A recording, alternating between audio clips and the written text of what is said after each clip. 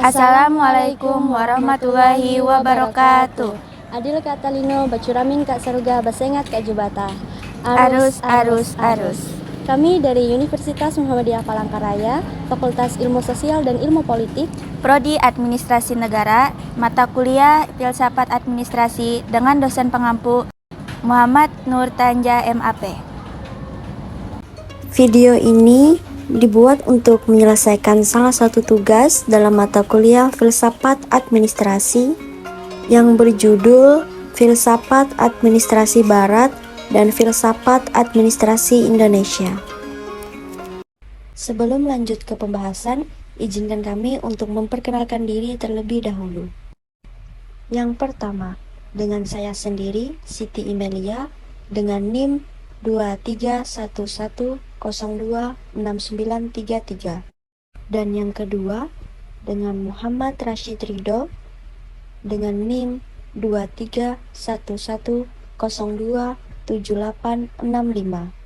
Dan yang selanjutnya, Dia Ulhaq Wulandari dengan NIM 2311027179. Pengertian filsafat administrasi. Filsafat administrasi adalah suatu disiplin ilmu yang berfokus pada pemikiran mendalam, logis, sistematis, rasional, dan radikal terhadap administrasi.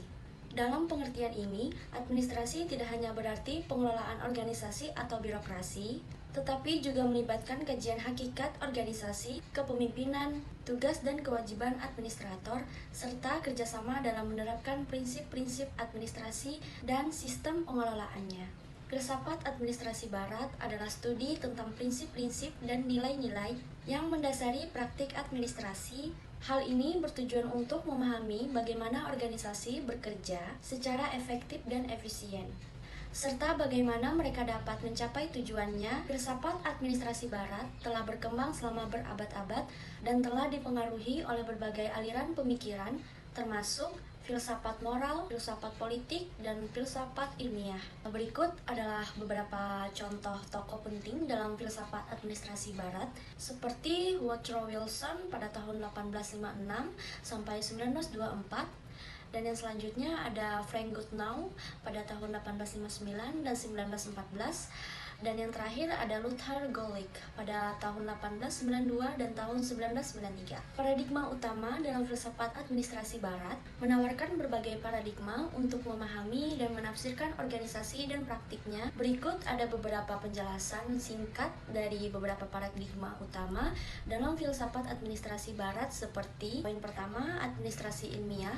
seperti penekanan pada objektivitas dan pengukuran untuk pengambilan keputusan, dan ada desain organisasi yang efisien dan hierarkis. Selanjutnya ada penerapan metode ilmiah untuk memecahkan masalah organisasi, dan ada juga kekurangannya, seperti kurang memperhatikan aspek manusia dalam organisasi, seperti motivasi dan kepuasan kerja, berpotensi terlalu kaku dan mekanistik, mengabaikan fleksibilitas dan adaptasi terhadap perubahan.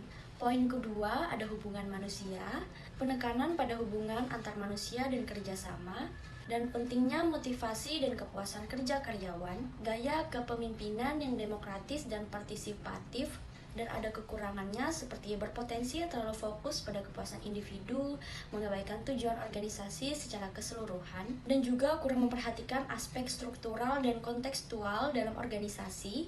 Dan poin ketiga ada sistem. Prinsip-prinsip utama dari sistem adalah penekanan pada interaksi dan keterkaitan antar elemen organisasi, pentingnya pemahaman sistem untuk memecahkan masalah organisasi, pendekatan holistik dalam menganalisis dan merancang organisasi, dan ada kekurangannya seperti berpotensi terlalu kompleks dan abstrak sehingga sulit diterapkan dalam praktik, kurang memperhatikan aspek individu dan perilaku manusia dalam organisasi. Dan poin yang keempat ada proses. Prinsip-prinsip utama dari proses adalah penekanan pada aliran kerja dan transformasi dalam organisasi, dan pentingnya desain proses yang efisien dan efektif, manajemen proses untuk meningkatkan kinerja organisasi. Kekurangannya seperti berpotensi terlalu fokus pada efisiensi dan produktivitas, mengabaikan tujuan organisasi secara keseluruhan, dan kurang memperhatikan aspek manusia dan budaya organisasi. Konsep-konsep kunci dalam filsafat administrasi barat. Filsafat administrasi barat mempunyai berbagai konsep kunci yang membantu kita memahami dan menganalisis organisasi dan praktiknya. Berikut adalah beberapa konsep-konsep antara lain. 1. Otoritas dan kekuasaan. 2. Birokrasi.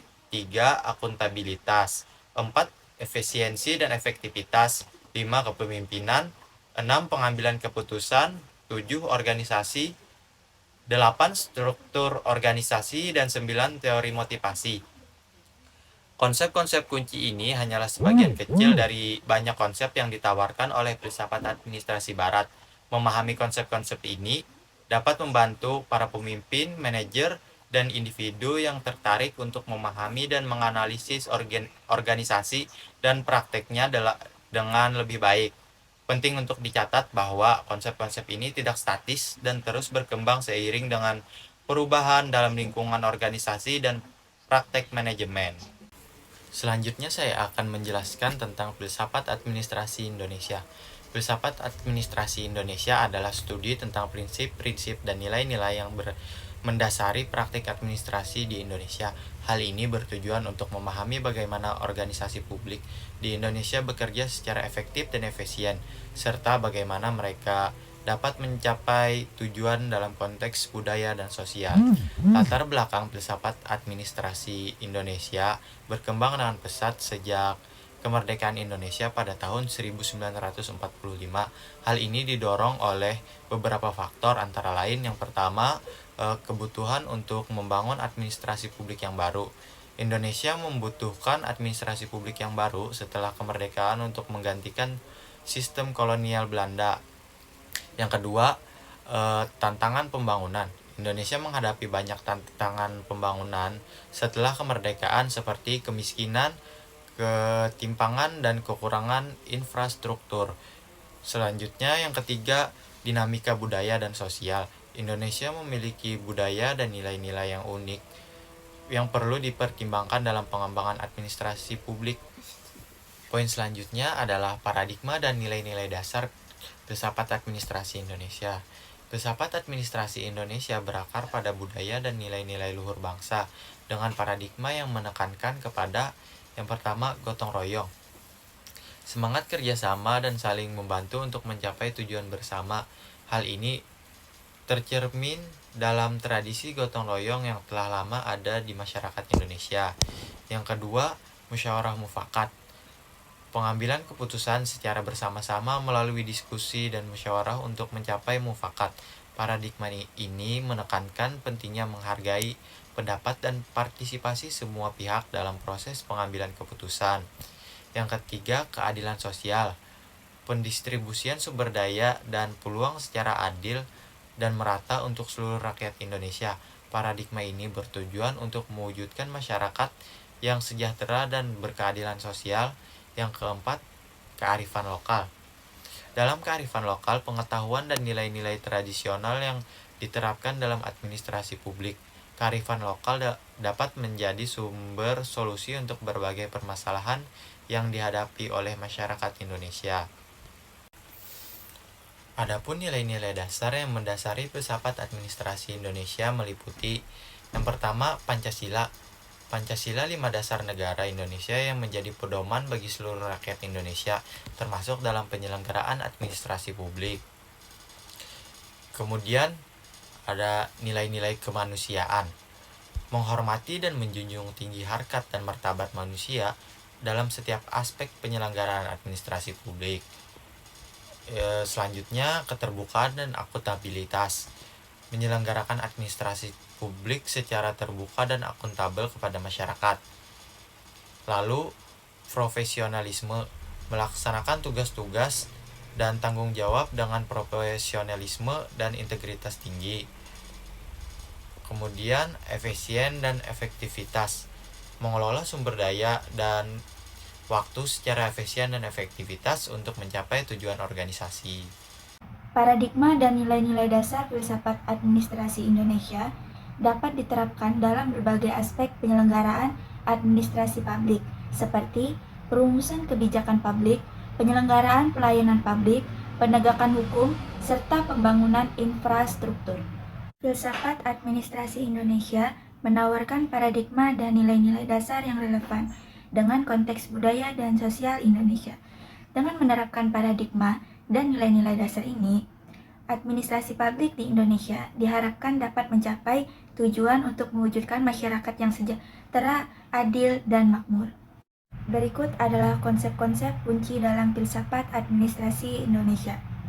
Filsafat administrasi Indonesia berakar dari budaya dan nilai-nilai luhur bangsa dengan konsep-konsep kunci yang menitik beratkan pada 1. Aparatur sipil negara atau ASN, 2. Pelayanan publik, 3. Pemberdayaan masyarakat, 4. Tata kelola yang baik, 5. Otonomi daerah, 6. Desentralisasi, 7. Demokrasi Pancasila, 8. Kearifan lokal, 9. Keadilan sosial, dan 10 adalah kebangsaan. Konsep-konsep kunci dalam filsafat administrasi Indonesia mencerminkan nilai-nilai dan cita-cita bangsa Indonesia. Dengan memahami dan menerapkan konsep-konsep ini, administrasi publik di Indonesia diharapkan dapat mencapai tujuannya untuk mewujudkan masyarakat yang sejahtera, adil, dan makmur. Perbandingan dan kontras filsafat administrasi Barat dan Indonesia. Filsafat administrasi Barat dan filsafat administrasi Indonesia memiliki beberapa persamaan dan perbedaan dalam hal paradigma, nilai-nilai dasar, dan konsep-konsep kunci. Berikut adalah tabel perbandingan dan kontrasnya. Persamaan dari kedua administrasi ini dalam segi tujuan, baik filsafat administrasi Barat maupun Indonesia bertujuan untuk memahami dan meningkatkan efektivitas administrasi publik. Dalam segi konsep-konsep universal, beberapa konsep seperti otoritas, akuntabilitas, dan pengambilan keputusan memiliki relevansi universal dan dibahas dalam kedua aliran pemikiran. Dan kemudian dalam segi dinamika, kedua aliran pemikiran terus berkembang dan beradaptasi dengan perubahan zaman dan konteks sosial. Kemudian perbedaannya dalam segi fokus, filsafat administrasi Barat lebih fokus pada aspek-aspek teknis dan rasional dalam administrasi publik, sedangkan filsafat administrasi Indonesia lebih menekankan pada aspek-aspek budaya dan nilai-nilai luhur bangsa. Kemudian dalam segi nilai-nilai dasar yang mendasari kedua aliran pemikiran berbeda. Dengan filsafat administrasi Barat berakar pada nilai-nilai demokrasi dan hak asasi manusia, sedangkan filsafat administrasi Indonesia berakar pada Pancasila dan nilai-nilai kemanusiaan. Kemudian dalam segi konsep-konsep kunci yang dibahas dalam kedua aliran pemikiran berbeda. Dengan filsafat administrasi Barat berfokus pada konsep-konsep seperti birokrasi dan struktur organisasi, sedangkan filsafat administrasi Indonesia berfokus pada konsep-konsep seperti ASN, pelayanan publik, dan pemberdayaan masyarakat. Filsafat administrasi Barat dan Indonesia menawarkan perspektif berbeda, namun saling melengkapi untuk memahami dan menganalisis administrasi publik.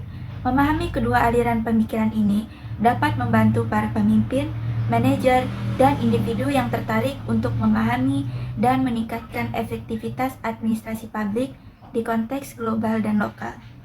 Jadi kesimpulannya, baik filsafat administrasi Barat maupun Indonesia memiliki tujuan untuk memahami bagaimana organisasi bekerja secara efektif dan efisien, serta bagaimana mereka dapat mencapai tujuannya.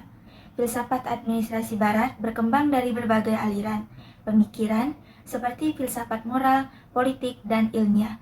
Paradigma utama dalam filsafat administrasi Barat meliputi administrasi ilmiah, hubungan manusia, sistem, dan proses. Konsep-konsep kunci dalam filsafat administrasi Barat meliputi otoritas, kekuasaan, birokrasi, akuntabilitas, efisiensi, efektivitas, kepemimpinan, pengambilan keputusan, organisasi, struktur organisasi, teori motivasi, dan budaya organisasi.